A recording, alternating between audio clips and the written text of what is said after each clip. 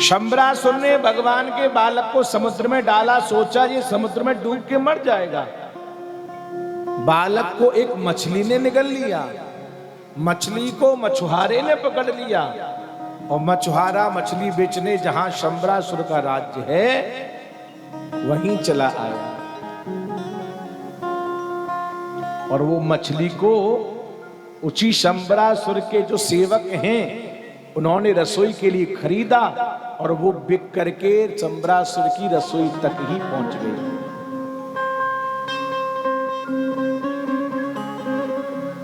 मायावती नाम की सुंदर एक सेविका सेवा करती है, मछली को चीरा, उसमें से बालक निकला, जीवित बालक।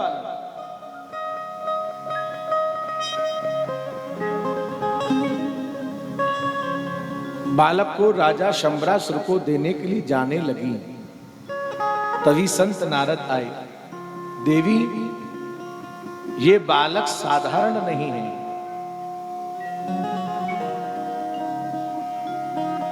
आपका पति ही यहां पर इस बालक के रूप में आया है और ये स्त्री कोई और नहीं कामदेव की पत्नी रति है। जब भगवान शंकर ने कामदेव को जला दिया तब इसने प्रार्थना की थी, नाथ मेरा पति नहीं रहेगा तो मेरे इस जीवन का क्या मूल्य है। तो भगवान शंकर ने आशीर्वाद दिया था कि यह भगवान द्वारकानाथ का पुत्र बन करके पुनः शरीर से प्रकट होगा। आज वो ही तुम्हारा पति कामदेव यहाँ प्रद्युम्न के रूप में प्रकट होकर के आया है, इसकी रक्षा करो। शंबरासुर का ये काल है। मायावती ने कुछ दिन के लिए रक्षा करी और कहते हैं कुछ ही दिनों बाद काम बड़ा हुआ, शंबरासुर को मार करके अपनी पत्नी को साथ लेकर के भगवान की द्वारकापुरी में प्रवेश किया।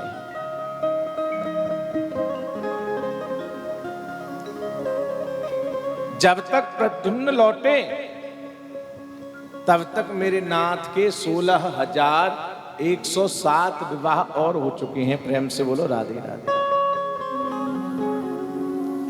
दूसरा विवाह माता जाम्बवती के साथ में हुआ। कैसे? ये जाम्बवती एक सत्राजित नाम के राजा हैं जिनके पास में एक मणि है जिसका नाम है स्यमंतक। जो कोई व्यक्ति 10 घंटे इस मणि की सेवा करता है उसको ये 8 भार सोना रोज प्रदान करती है। भगवान ने सत्राजित से कहा कि एक काम करो, उस मणि को हमारे राज्य में दे दो, इससे जो धन मिलेगा उससे हम राज्य को चलाएंगे। तुम्हारा छोटा राज्य है, हमारा बड़ा राज्य है। सत्राजित बोला मैं इस मणि को आपको नहीं दूंगा। एक दिन उसी मणि को उसका भाई प्रसेन अपने गले में डाल करके जंगल में शिकार करने गया। शेर ने आक्रमण कर दिया, शेर ने इस प्रसेन को मार दिया, मणि को छुड़ा लिया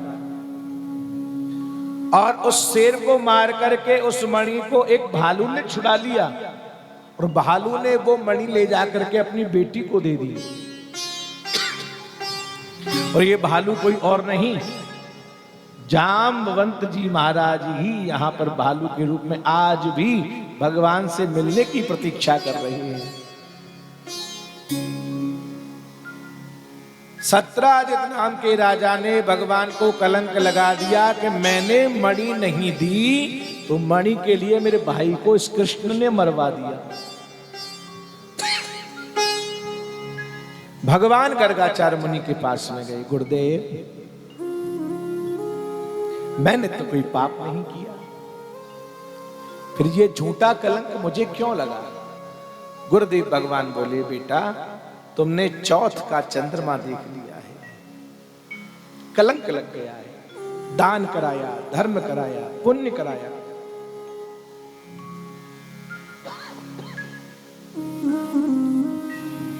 भगवान मणि की तलाश में आगे गए।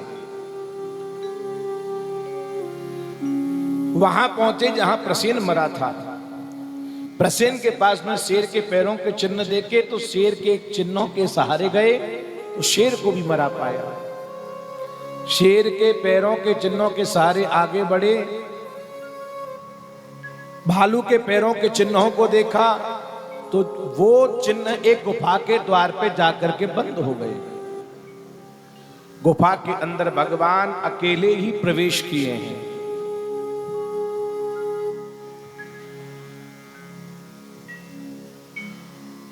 अंदर जाकर के देखा जामवंत जी की बिटिया जाम्बवती उस मणि के साथ खेल रही है। भगवान ने जाकर के मणि मांगी, वो बोली मैं मणि नहीं दूंगी। शोरगुल हल्का हुआ, जामवंत जी महाराज आए, भगवान के ऊपर आक्रमणकारी की तरह टूट पड़े और कहते हैं ये घमासान, इनके बीच में युद्ध बहुत दिन तक चला। जामवंत जी की महाराज एक एक नस ढीली पड़ गई। तुरंत समझ गए कि मेरे सामने खड़े होने की सामर्थ्य मेरे रघुवर के अलावा और किसी के पास में है ही नहीं। पैर पकड़ लिए, नाथ मैं समझ गया आप आज मेरे मनोरथ को पूर्ण करने के लिए आए हो। क्यों? जब रावण के साथ में भगवान का युद्ध हुआ तो सारी बानर सेना को भगवान ने कहा कि जो मांगना है सो मांगो। किसी ने धन मांगा, किसी ने रूप मांगा, किसी ने संपत्ति मांगी, किसी ने बेटा मांगा, किसी ने बेटी मांगी। जामवंत जी बोले महाराज इस पापी रावण के साथ युद्ध करते करते अभी बाजुओं की जो हमारी खुजली है मिटी नहीं है। हम चाहते हैं और हम देखें भी तो सही, हमारे राघव सरकार में उनकी बाजुओं में कितनी सामर्थ्य है। मैं आपके साथ में द्वंद्व युद्ध करना चाहता हूं। भगवान बोले ये संभव इस युग में तो है नहीं, क्योंकि मैंने अपने पिता के बाद सदैव आपको पिता के रूप में देखा है और बेटा और पिता का युद्ध कभी हो ही नहीं सकता।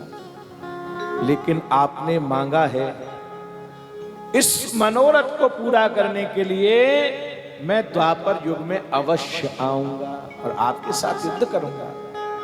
जामवंत जी पहचान गए कि आप आज उस मनोरथ को पूर्ण करने के लिए आए हैं। महाराज ये तो पकलो मणि, अब मणि को अपनी बेटी के हाथ पर रख करके अपनी बेटी का हाथ भगवान के हाथों में रख दिया। मणि के साथ में ये मेरी बेटी भी आप संभालो नाथ, इसकी सुरक्षा मैं कब तक करूंगा और इसकी सुरक्षा में लगा रहा तो मैं अपनी मुक्ति कब पाऊंगा। इसलिए मैं तो अपनी मुक्ति का साधन प्रशस्त करता हूं, आप मेरी बिटिया को संभालिए, धर्म पत्नी के रूप में स्वीकार करिए। इस प्रकार से हमारे माधव का विवाह माता जाम्बवती के साथ में बड़े आनंद से हुआ। बोलिए बाल कृष्ण भगवान की जय।